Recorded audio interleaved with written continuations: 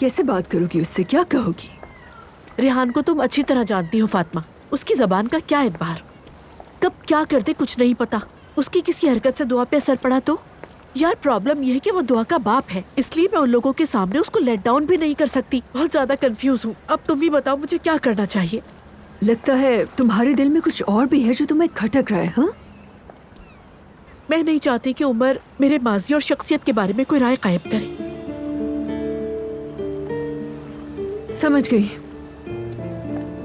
फातिमा मुझे तो खुद पे गुस्सा आता है कि मैंने क्यों ऐसे इंसान से शादी कर ली और उससे 2 बच्चे भी पैदा कर लिए। इतनी बेवकूफ कैसे हो सकती हूँ मैं? तब तुम सिर्फ 20 साल की थी मेरी जान। 20 साल की उम्र में हर किसी का दिमाग आसमान पर ही होता है, दुआ की तरह।